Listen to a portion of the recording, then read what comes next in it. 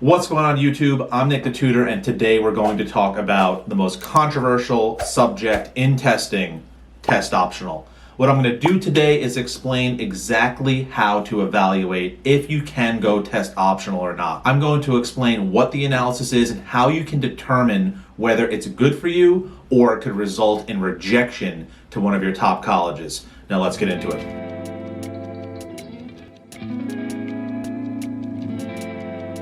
All right, let's establish one important fact about the college admissions process. It is not fair. Unfortunately, different people are treated differently based on their circumstances, and this is one of those instances, right? Students without tests are going to be treated differently than students with tests. Now, how can we play that to our advantage? How can we figure out if testing is right for us?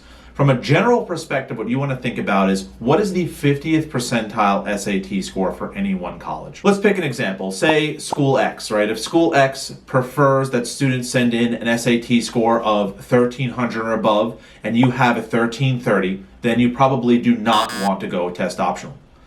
If you have a 1200, then it probably behooves you to go test optional. Now why?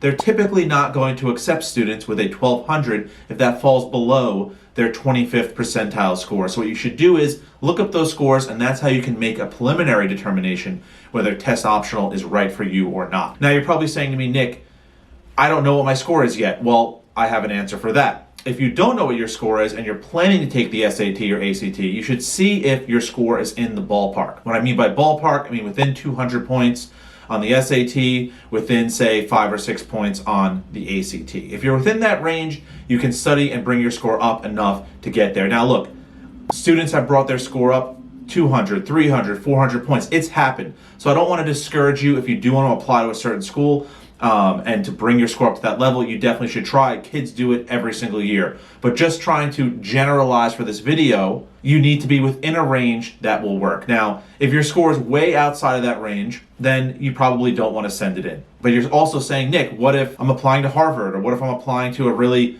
difficult program? Like, is test optional cool? Will they take me with a test optional score? Well, the answer is yes and no. And let's talk about that. Some colleges have a little bit more of a detailed breakdown on their website about what test optional really means. So for example, for certain humanities subjects, it says it is genuinely optional. If your score benefits you, send it in. If your score does not benefit you, don't send it in, and that's cool. But they differentiate students that are applying to the nursing school or pre-med or some kind of 5-year, 6-year program.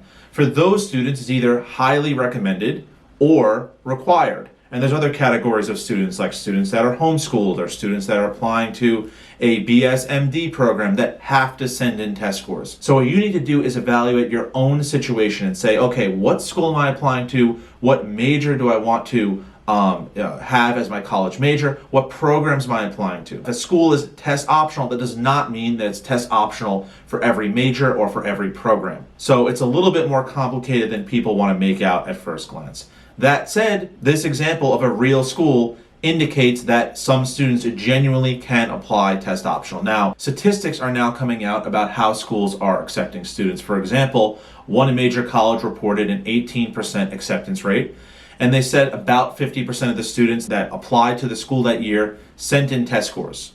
But what they didn't tell us, which is what we want to know, is what percentage of the accepted students sent in test scores. So all we know is the percent of students that sent them in overall, but we don't know how that resulted in acceptance or denial. So we're still a little bit in the dark. Now let's think logically. Why would a school not tell us that statistic? Comment below and let us know why you think a school wouldn't tell us what percentage of students that went test optional were accepted and what percentage of students that actually submitted test scores were accepted. Why wouldn't they tell us that? Comment down below, let us know. All right, so let's say you do decide to go test optional. What should you do? Well, what you have to do is try to bolster your application in other ways. You want to bring up your extracurricular activities. You want to make sure to participate in community service. You want to make sure to have amazing college essays that wow them and show your intellectual skill and capacity, right? You don't just want to delete your test score and move on as normal. You need to add to the other parts of your application to bring that up so the college will be impressed with you as a candidate. So it's not as simple as just not doing the SAT. You need to utilize that time in other places, and then you will achieve success and you can legitimately get accepted to a school without it if you have exceptional status in all these other areas. Now, let's bring up one other fact. A lot of students say, okay, if my SAT is not being submitted, what are they going to look at? They're going to look at my GPA. GPAs are more inflated than ever before. The average high school GPA in the United States for four-year college-bound students is hypothesized to be over a 93. That means for people applying to four-year colleges, the average GPA could be 93 or above. Now, that's a hypothesis. There's no way of them collecting that exact data, but that's what they think. So think about that when you think about the context of your GPA. Also make sure to be considering your unweighted GPA, not your weighted GPA if possible. If your GPA is above and beyond where it needs to be, then you're a much better candidate for test optional. If your GPA is not where it needs to be or it's below the 50th percentile for the school you're applying to, then test optional may not be a good idea. So let's go through a final analysis and summarize exactly what to do. Number one, try out the SAT and ACT. See if you can get your score into a band where it helps you apply to college. Number two, evaluate the other parts of your application. If they're extremely strong, you're a better candidate for test optional. If they're not extremely strong, you probably need a solid test score to bring your status up in the eyes of the application reviewers. Item number three, evaluate what schools you're applying to and what programs within those schools you're applying to. If you're applying to non-selective programs, test optional is fine. If you're applying to extremely selective schools and selective programs, it may be recommended or required that you send in the SAT. So comment down below, let me know, are you going test optional or not? Do you plan on taking the SAT? Let me know. I want to hear from you guys. Peace.